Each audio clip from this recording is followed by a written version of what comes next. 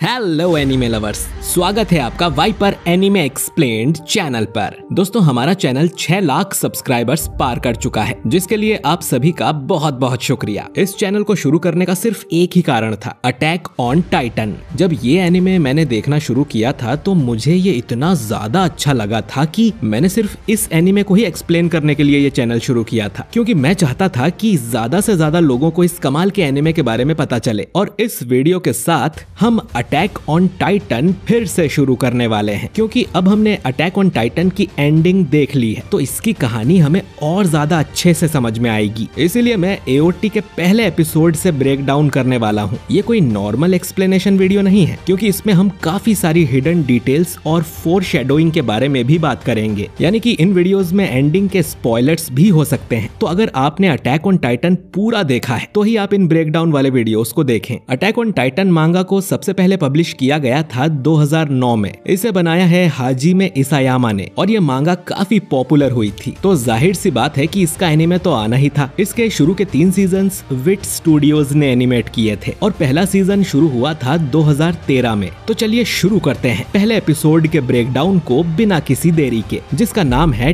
To you in 2000 years. उस समय तो हमें इस टाइटल का मतलब नहीं पता था, लेकिन अब हम जानते हैं कि ये टाइटल सीधा जाके कनेक्ट होता है एपिसोड नंबर 80 से, जिसका नाम है फ्रॉम यू 2000 ईयर्स अगो, जिसमें हमें फाउंडर यमिर की ओरिजिन स्टोरी देखने को मिलती है। एपिसोड की शुरुआत होती है एरन के सपने से, जिसमें असल में वो अपना फ्यूचर देख रहा था, जिसमें वो अपनी माँ को स्माइलिंग टाइटन के हाथों मरते हुए देखता है। कुछ लोगों को लगता है कि ये मेमोरीज फ्यूचर एरन ने इस एरन को भेजी होंगी, लेकिन इस समय तक एरन के पास कोई भी टाइटन नहीं था। तो मेरे हिसाब से ये मेमोरीज यमिर ने एरन को भेजी थी। शायद यमिर पूरे टाइम ही एरन को गाइड कर रही थी, ताकि वो एक दिन उसके पास आकर उसे आजाद करा सके। और एपिसोड नंबर 80 में एरन यमिर से कहता भी है कि तुम ही मुझे यहाँ तक लेकर आई हो, और एपिसोड का टाइटल भी इस बात को सपोर्ट करता है। लेकिन ये फ्यूचर मेमोरीज वाली बात काफी आगे जाकर रिवील होती है, जो कि हमें पहले एपिसोड में ही दिखा दी गई थी। खैर, सपने में हम सिर्फ एरन की माँ की डेथ देखते हैं, लेकिन एरन ने इस सपने में अपनी पूरी लाइफ देखी थी, और ये भी कि वो मिकासा के हाथों मरने वाला है, क्योंकि उसे मिकासा का डायलॉग सुनने मिलता है, सी यू लेटर एरन, जो कि मिकासा ने आखिरी एपिसोड में एरन को मारने के बाद बोला था। इसलिए जब एरन जागता है तो वो मिकासा को देखकर हैरान हो जाता है और उससे पूछता है कि हम कहाँ हैं। वो मिकासा से ये भी पूछता है कि उसके बाल लंबे कैसे हो गए, क्योंकि हमें पता है कि आखिरी एपिसोड में मिकासा के बाल छोटे थे। इसके बाद वो मिकासा को बताता है कि उसने शायद अपनी जिंदगी का सबसे लंबा सपना देखा, लेकिन जैसे हम लोग जागने के बाद अपने सपने को भूल जाते हैं, ठीक वैसे ही एरन भी भूल गया था कि उसने अभी क्या सपना देखा है। और मिकासा एरन की तरफ देख उससे पूछती है कि वो रो क्यों रहा है। अब एरन इसीलिए रो रहा था क्योंकि उसने शो की एंडिंग देख ली थी। खैर, ये दोनों वापस अपने घर की तरफ जाने लगते हैं। करीब 100 साल पहले दुनिया पर कुछ विशालकाय मॉन्स्टर्स ने हमला कर दिया था, जिन्हें टाइटन्स कहा जाता है।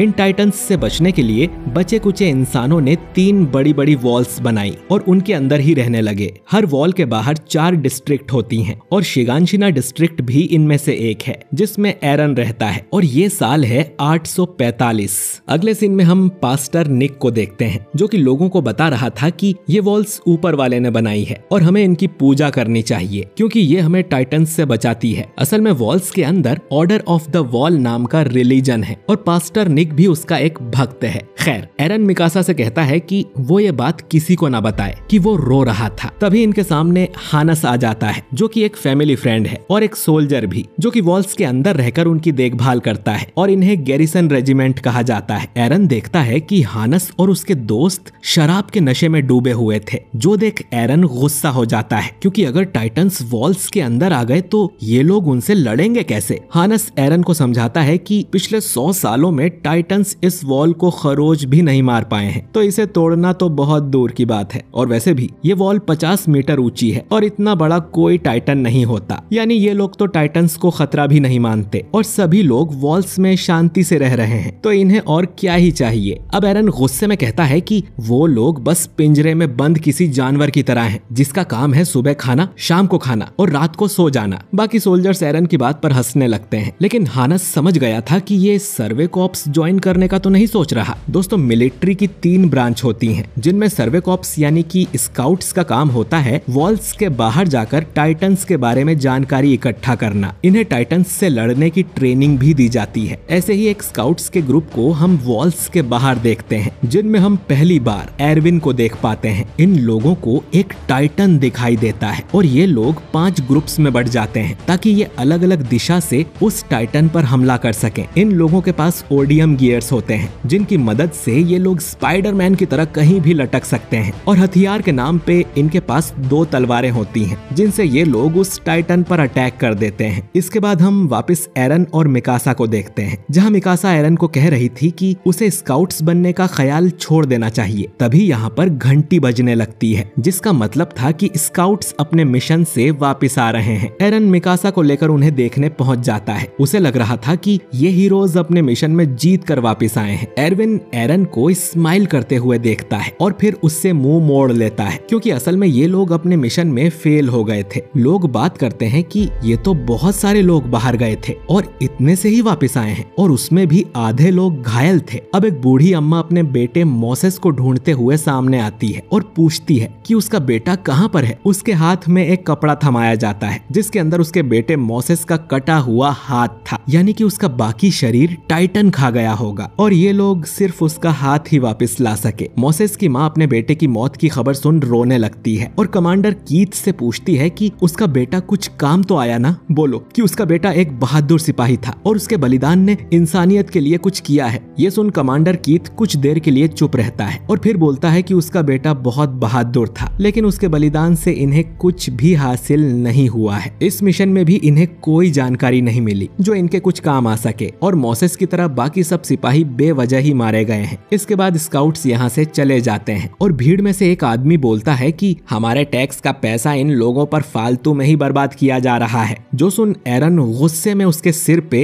एक डंडा मार देता है, लेकिन तभी मिकासा उसे खींच कर यहाँ से ले जाने लगती है और एक ही हाथ से उसे दूर फेंक देती है। अब ये सीन मामूली है, लेकिन हम जानते हैं कि मिकासा इतनी ताकतवर अपने एक्रमैन ब्लड की वजह से है। खैर, मिकासा एरन से पूछती है कि ये सब देखने के बाद तो उसका स्काउट बनने का ख्याल छूट गया होगा, जिस पर एरन कुछ नहीं कहता। इसके बाद मिड इन्फो कार्ड आता है, जिसमें हमें तीनों वॉल्स के नाम बताए जाते हैं, जो हैं वॉल मारिया, वॉल रोज और वॉल शीना। साथ ही हमें इन वॉल्स के बीच की दूरी भी पता चलती है। वॉल मारिया से रोज की दूरी करीब 100 किलोमीटर है, फिर वॉल रोज से शीना की दूरी 130 किलोमीटर है और वॉल शीना से राजधानी की दूरी 250 किलोमीटर है। तो अगर रियल वर्ल्ड से कंपेयर किया जाए तो वॉल के अंदर का एरिया हमारे इंडिया के पूरे एमपी से भी 2 गुना ज्यादा बड़ा है। खैर, एरन और मिकासा अपने घर लौट आते हैं, जहां हम एरन की मदर कार्ला और उसके फादर ग्रीशा को देखते हैं। मिकासा के पेरेंट्स मर चुके हैं, इसीलिए वो भी इनके साथ ही रहती है। इसके बाद एरन और मिकासा खाना खाने बैठ जाते हैं और ये सीन काफी इम्पोर्टेंट है, क्योंकि इसी मेमोरी को देखने एरन और जीक वापस आते हैं। खैर, ग्रीशा बताता है कि वो कुछ मेडिकल काम से शीना वॉल के अंदर जा रहा है और वापस आने में उसे 2-3 दिन लगेंगे, और हम जानते हैं कि ग्रीशा कौन सा कांड करने जा रहा है। अब मिकासा इनको बता देती है कि एरन सर्वे कॉर्प्स ज्वाइन करने की सोच रहा है। जो सुन उसकी मदर कार्ला बहुत शॉक होती है और एरन को डांटने लगती है, क्योंकि वो नहीं चाहती कि उसका बेटा बाहर जाके टाइटन्स के हाथों मारा जाए। वहीं ग्रीशा ये सुन उतना नहीं चौंकता, क्योंकि उसे तो पहले से ही पता है कि एरन क्या करने वाला है। वो एरन से कहता है कि उसे वॉल्स के बाहर क्यों जाना है, बाहर की दुनिया बहुत ज्यादा बुरी है। ग्रीशा ऐसा इसीलिए कहता है क्योंकि वो बाहर से ही तो आया था, लेकिन एरन गुस्से में कहता है कि वो वॉल्स के अंदर इस तरह गुलामी की जिंदगी नहीं जीना चाहता,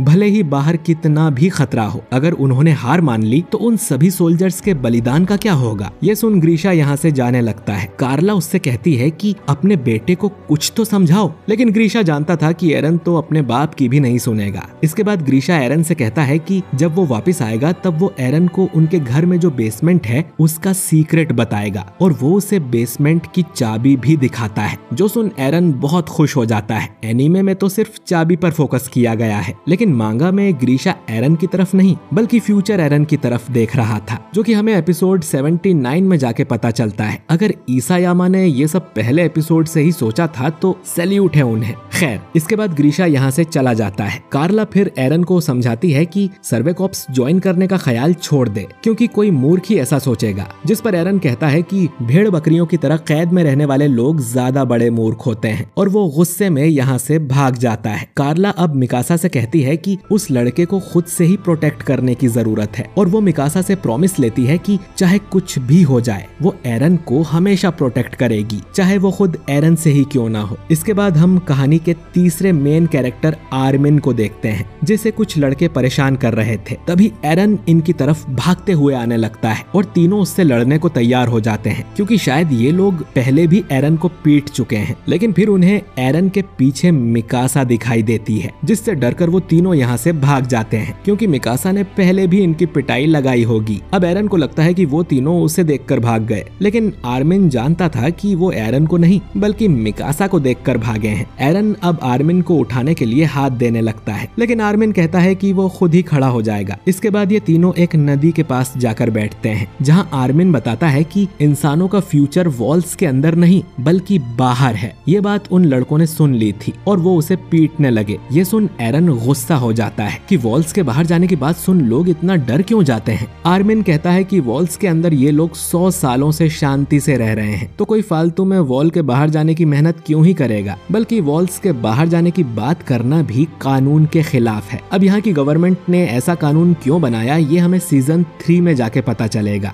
मिकासा इनसे कहती है कि थोड़ा धीरे बात करो वरना कोई इन्हें सुन लेगा, जिस पर एरन उसी को डांटने लगता है, क्योंकि उसने एरन की चुगली कर दी थी। तो पहले एपिसोड से ही इन तीनों के कैरेक्टर काफी क्लियर हो जाते हैं। एरन जो कि अपने गोल्स को पूरा करने के लिए कुछ भी कर सकता है और अपने माँ बाप की भी नहीं सुनता, और उसे गुलामी से सख्त नफरत है। वहीं मिकासा का काम है एरन को प्रोटेक्ट करना और उसे मुसीबत से बचाना। अब इसमें भले ही उसे एरन को मारना ही क्यों ना पड़े। और आर्मिन इनके ग्रुप का दिमाग है, जो कि बातों से किसी भी प्रॉब्लम को सॉल्व करने की कोशिश करता है। अब आर्मिन कहता है कि वॉल्स ने इन्हें अब तक बचाया है, इसका मतलब ये तो नहीं कि हमेशा ही बचाती रहेगी। खैर, हम देखते हैं कि वॉल्स के अंदर कितनी शांति है। बच्चे मजे से खेल रहे थे और लोग काफी खुश थे, लेकिन ये तूफान के पहले वाला सन्नाटा था। अचानक ही वॉल के बाहर एक बिजली चमकती है, जिससे यहाँ भूकंप सा आ जाता है। सभी लोग वॉल की तरफ देखने लगते हैं कि ये धमाका आखिर क्या था। तभी वॉल के ऊपर इन्हें एक टाइटन का हाथ और सिर दिखाई देता है,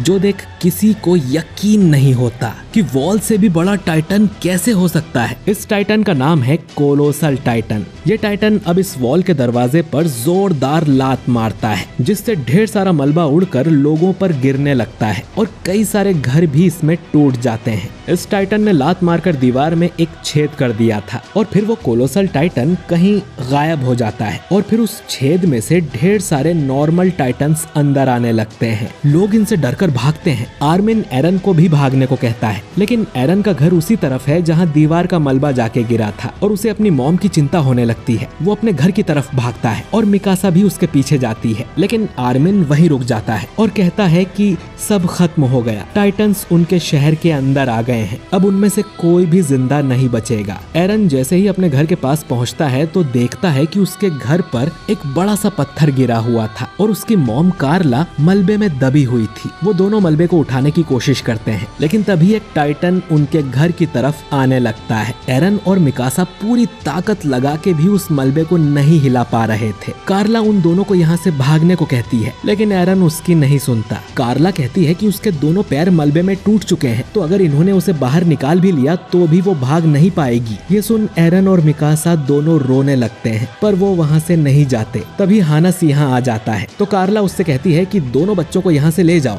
लेकिन हानस कहता है कि उसने टाइटन्स को मारने की ही तो ट्रेनिंग ली है, वो इस टाइटन को मारेगा और उन तीनों को बचा के यहाँ से ले जाएगा। हानस अब उस टाइटन की तरफ जाने लगता है और वो मन में सोचता है कि आज वो इस फैमिली का कर्ज उतार देगा। अब हानस पर इस फैमिली का कौन सा कर्ज है ये तो हमें आगे पता चलेगा, लेकिन जैसे ही उसके सामने एक टाइटन आता है तो हानस रुक जाता है। उसने अपनी जिंदगी में पहली बार कोई टाइटन इतने करीब से देखा था और वो इसे देख बुरी तरह डर जाता है और इस टाइटन को हम सब स्माइलिंग टाइटन के नाम से जानते हैं, और ये कौन है मुझे बताने की जरूरत नहीं है। खैर, हानस अब अपनी तलवार वापस रखता है और एरन और मिकासा को उठाकर यहाँ से जाने लगता है, जिसके लिए कार्ला उसे थैंक यू बोलती है। कार्ला दोनों को चिल्लाकर कहती है कि वो उनसे बहुत प्यार करती है और उन दोनों को जिंदा रहना होगा। इसके बाद कार्ला अपने मुंह पर हाथ रख कर रोने लगती है और बोलती है कि मत जाओ। यानी कार्ला को भी मरने से डर लग रहा था और वो चाह रही थी कि कोई आकर उसे बचा ले, क्योंकि वो अपनी फैमिली को खोना नहीं चाहती। वो अपने बच्चों को बड़ा होते हुए देखना चाहती है। तभी वो स्माइलिंग टाइटन वहाँ आकर कार्ला को उठा लेता है और हम देखते हैं कि कार्ला के पैर सही सलामत थे। उसने एरन को भगाने के लिए झूठ बोला था। वो टाइटन कार्ला का शरीर तोड़कर उसे मार देता है और फिर उसे उठाकर खा जाता है। चारों तरफ उसका खून उड़ने लगता है और एरन ये सब अपनी आंखों से देखता है। आखिर में हमें आर्मिन का नरेशन सुनने को मिलता है कि उस दिन मानवता को पता चला कि जिस जगह को वो घर समझ रहे थे वो बस एक पिंजरा था जिसमें वो लोग किसी बर्ड की तरह कैद हैं। मजे की बात यह है कि इस शो में सिर्फ बर्ड्स हैं जो पूरी तरह से आजाद हैं। उन्हें वॉल्स से कोई फर्क नहीं पड़ता और इसीलिए हमें बार बार शो में बर्ड्स दिखाए जाते हैं, बल्कि एपिसोड के पहले सीन में ही बर्ड्स हैं जो कि फ्रीडम का सिंबल है। खैर, इसी के साथ एओटी का पहला एपिसोड खत्म हो जाता है। इस पहले एपिसोड ने ही लोगों को अपना दीवाना बना दिया था। आपको ये एपिसोड कैसा लगा कमेंट करके जरूर बताइए, क्योंकि अगर इस वीडियो पर अच्छा रिस्पांस आया तो ही मैं इस सीरीज को कंटिन्यू करूंगा। तो अगर आप चाहते हैं कि मैं अगले एपिसोड का भी ब्रेक डाउन करूं तो आपको इस वीडियो पर 500 कमेंट्स कंप्लीट करने होंगे। बाकी वीडियो को लाइक और शेयर जरूर कीजिए और अगर आप हमारे चैनल वाइपर एनीमे एक्सप्लेन्ड पर नए हैं तो हमारे चैनल को सब्सक्राइब करके बेल आइकन जरूर दबाइए। मैं मिलता हूँ आपसे बहुत ही जल्द एक नए वीडियो के साथ। शुक्रिया।